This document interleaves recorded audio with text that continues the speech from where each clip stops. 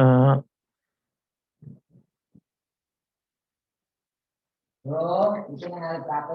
Assalamualaikum warahmatullahi wabarakatuh. Perkenalkan, nama saya Muhammad Syarifuddin Abdul Jalal, NIM 3618554011010, kelas 3A. Eh, hari hari ini saya ingin mempresentasikan proposal saya, yaitu proposal PA saya dengan judul Rencana Bisnis Laundry Syariah Berbasis Website. Bab pertama, pendahuluan. Latar belakang. Jadi saya mengangkat proposal saya ini dilatar belakangi karena banyaknya menjamur bisnis laundry yang ada di Banyuwangi, khususnya khususnya di Kecamatan Rogojampi, yaitu di Desa Bades, Kecamatan Rogojampi. Munculnya laundry ini tidak lain karena kesibukan masyarakat kini semakin meningkat dan banyaknya masyarakat yang tidak bisa mencuci pakaiannya sendiri.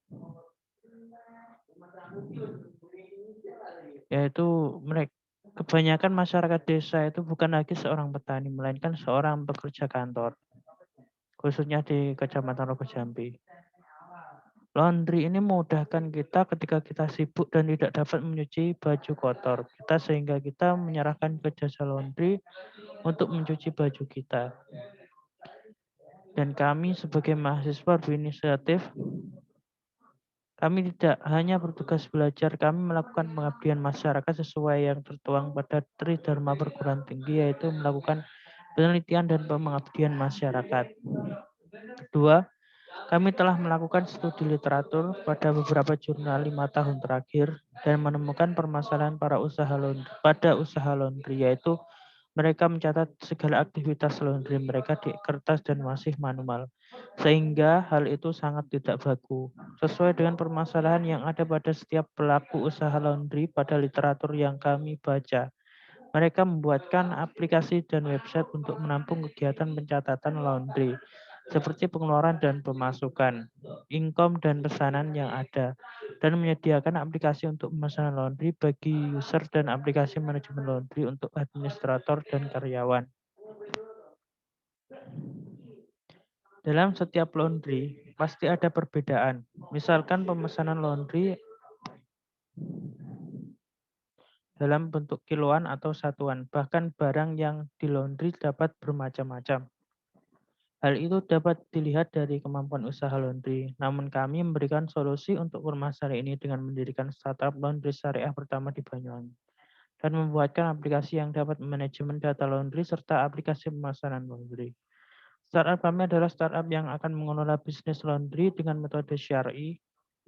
Yang dimaksud syar'i di sini ialah ketika pencucian barang laundry kami tidak mencampurkan dengan pakaian pelanggan yang lain sehingga dinilai syar'i, sehingga memperkecil terjadinya barang yang tertukar, dan pembilasan pada proses ini dilakukan sebanyak 3 kali.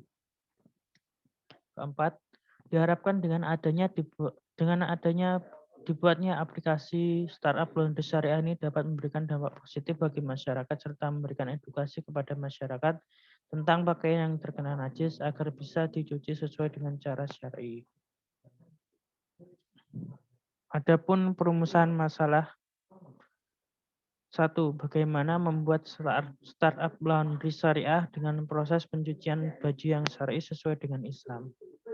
2. Bagaimana membuat manajemen laundry berbasis web.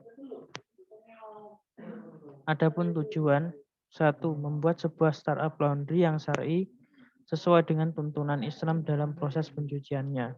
2. Membuat website yang dapat menampung manajemen laundry sehingga tidak manual lagi. Adapun manfaat 1. Membantu masyarakat saat melaundrykan pakaiannya dengan proses yang syar'i dengan menggunakan aplikasi laundry syariah berbasis Android. 2. Bagi penerapan ilmu yang sudah didapatkan selama perkuliahan dengan membuat sebuah aplikasi laundry syariah berbasis Android dan dapat dikembangkan baik ke depannya. Adapun batasan masalah, website manajemen untuk mengelola booking laundry pada laundry syariah. 2. Pembuatan website laundry syariah ini menggunakan framework Laravel. 3. Website manajemen laundry ini dibuat dengan bahasa pemrograman PHP. Baiklah. Selanjutnya pada bab 2 tinjauan pustaka. Yang pertama yaitu landasan teori. Landasan teori ini berisi tentang cara-cara saya membuat websitenya yang berbasis Laravel dan menggunakan database MySQL dengan bahasa pemrograman PHP dan diintegrasikan oleh API sehingga dapat terhubung dengan aplikasi yang ada pada Android, yaitu untuk laundry syariah yang berbasis Android nanti bisa dihubungkan dengan website yang saya buat ini. Baiklah, pertama laundry syariah. Landasan teori laundry syariah yaitu usaha laundry adalah suatu jenis usaha yang bergerak di bidang jasa cuci dan setrika. Bisnis ini termasuk dalam kategori bisnis dengan perputaran yang cepat. Maksudnya rentang waktu permintaan pelanggan antara permintaan pertama dan permintaan selanjutnya pada jasa ini yang memakan waktu relatif singkat. Lebih jelasnya, pelanggan akan kembali menggunakan jasa ini ketika pakaian yang dikenakan sudah kotor. Namun beberapa orang masih belum begitu yakin bahwa jika sebuah pakaian dicuci kemudian bisa dianggap suci sesuai syariat Islam. Karena itulah muncul layanan laundry syariah. Laundry syariah sebenarnya lebih pada menggabungkan serta meyakinkan pelanggan bahwa hasil cuciannya tersebut bersih serta suci dan diproses dengan menggunakan cara yang menurut ajaran Islam.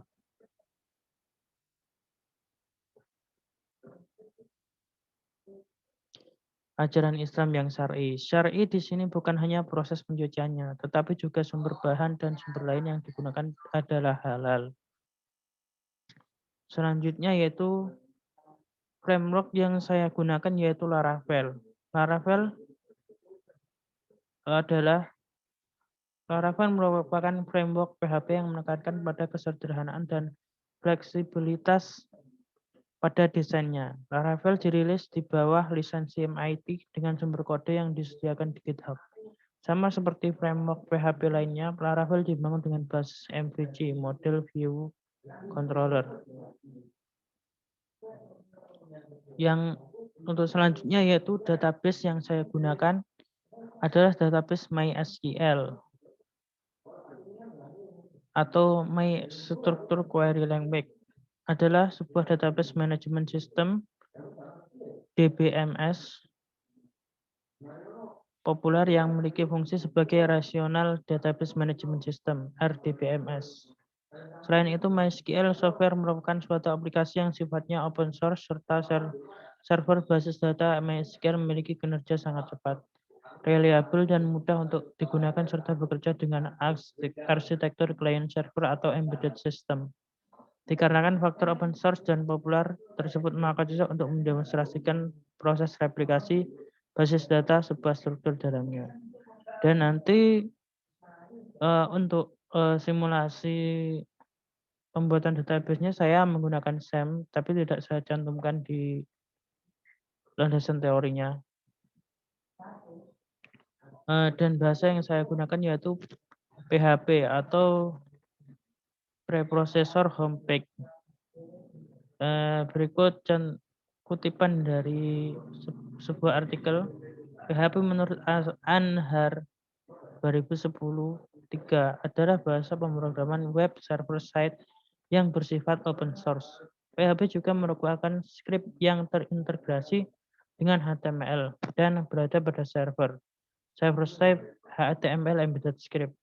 PHP juga merupakan skrip yang digunakan untuk membuat halaman website yang sangat dinamis.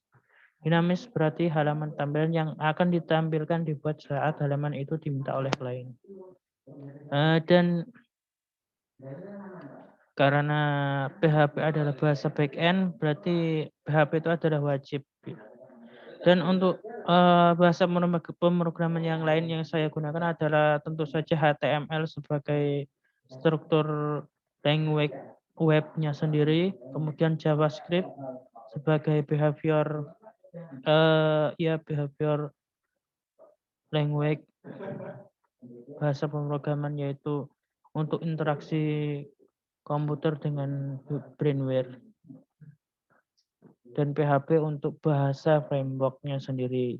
Dan framework Laravel itu menggunakan bahasa pemrograman PHP. Selanjutnya saya menggunakan API, yaitu kepanjangan dari Application Programming Interface. Adalah sebuah bahasa dan pesan format yang digunakan oleh program aplikasi untuk berkomunikasi dengan sistem operasi atau program pengendalian lainnya, seperti sistem manajemen database, DBMS, atau protokol komunikasi. API diimplementasikan dengan menulis panggilan fungsi dalam program yang menyediakan hubungan ke subrutin yang diperlukan untuk eksekusi. Jadi saya nanti membuat sebuah API yang terhubung dengan aplikasi Android Laundry Syariah. Saya menggunakan API manual, bukan API yang digunakan dengan Passport. Saya nanti pertama-tama membuat API, saya mensimulasikan menggunakan Postman tentunya, dan mencoba menghubungkan dengan Postman. Dan kemudian pembuatan API-nya menggunakan framework Laravel. Jadi API-nya itu dibuat dengan proses manual, bukan yang menggunakan Passport. Baik, selanjutnya penelitian terdahulu. Adapun penelitian terdahulu ini saya tidak mencantumkan artikel-artikel atau jurnal-jurnal yang ada. Tentunya itu ada di daftar pustaka, namun ini hanya Sempro ini hanya dari bab 1 sampai bab 3, yaitu pendahuluan dan tinjauan pustaka serta metode penelitiannya. Penelitian ini merupakan penelitian yang telah dilakukan sebelumnya yang berkaitan dengan permasalahan pada penelitian yang akan dilakukan dalam penelitian aplikasi laundry syariah. Dalam penelitian ini membahas tentang rencana bisnis startup aplikasi laundry syariah. Pembangunan aplikasi laundry syariah berbasis Android dengan fitur akses admin menggunakan web. Jadi saya itu pada bagian website, untuk admin, sehingga admin dapat mengatur transaksi dan laporan serta pemesanan booking laundry. Jadi menggunakan website. Dan untuk pengguna atau customer itu menggunakan aplikasi Android. Pada penelitian ini membuat startup aplikasi laundry syariah berbasis Android sebagai user dan website sebagai admin. Pada fitur aplikasi yang dibuat terdapat beberapa aktor, yaitu admin dan pelanggan. Pada aplikasi laundry syariah terdapat fitur list harga baju yang akan dilaundrykan, proses laundry, history laundry, dan antar jemput laundry. Aplikasi pada mobil ini menggunakan bahasa pemrograman Kotlin dan Android Studio sebagai IDE. Ya, API juga dibutuhkan saat pembuatan aplikasi ini untuk mengirimkan sebuah data pada database dengan bantuan library retrofit untuk Android-nya. Jadi ini cara kerja bagian Android untuk pelanggan atau customer-nya ini menggunakan API retrofit untuk mengintegrasikan dengan API yang ada pada website saya. Jadi seperti itu gambarnya. Jadi yang digunakan oleh penulis adalah aplikasi Kotlin dengan aplikasi Android Studio sebagai IDE-nya. Bahasanya adalah Kotlin. Baik, selanjutnya. Baiklah, saya akan membacakan bab 3 metode penelitian. Lokasi penelitian yang ada pada penelitian kami ini adalah berada di Desa Cangkring, Kecamatan Rogojambi, Kabupaten Banyuwangi. Peneliti atau saya memilih lokasi tersebut karena Desa Cangkring adalah desa yang maju, kebanyakan penduduknya sangat sibuk. Selain itu, Desa Cangkring terletak di pusat kota Rogojambi, sehingga lokasinya strategis untuk mendirikan laundry. Harapan kami penduduk di desa dapat melaundrykan pakaiannya sehingga mendapatkan profit dan membantu kegiatan penduduk desa yang sibuk. Jadi letaknya itu di Desa Cangkring, yaitu desanya penulis atau Muhammad Eko Nur Fauzi. Di situ kami ingin mendirikan berwirausaha sebuah laundry syariah, atau bisa dibuat startup lagi dengan tujuan membuat startup dan aplikasinya dapat memudahkan proses penjual pelaundryan. Metode pengembangan. Metode pengembangan yang peneliti gunakan adalah Extreme Programming, XP. Extreme Programming adalah metodologi pengembangan perangkat lunak yang ditujukan untuk meningkatkan kualitas perangkat lunak dan tanggapan terhadap perubahan kebutuhan pelanggan. Jenis pengembangan perangkat lunak semacam ini dimaksudkan untuk meningkatkan produktivitas dan memperkenalkan pemeriksaan di mana persyaratan pelanggan baru dapat diadopsi. Tahapan-tahapan dari Extreme Programming terdiri dari planning seperti memahami kriteria pengguna dan perencanaan pengembangan, designing seperti perancangan prototipe dan tampilan, coding termasuk pengintegrasian, dan yang terakhir adalah testing. Sesuai yang tercantum di sini, saya melakukan prototipe tampilan. Pertama saya merancang desainnya dulu, saya kemudian membuat prototipe websitenya, kemudian saya melakukan coding backend, kemudian mengintegrasikan dengan API. Dan yang terakhir adalah testing. Testing melakukan penghubungan dengan aplikasi Android, kemudian feedback yang diutamakan, umpan balik dari pelanggan bagaimanakah, apakah aplikasinya ada bug atau tidak. Saya melakukan umpan balik feedback dengan pelanggan. Selanjutnya, adapun flowchart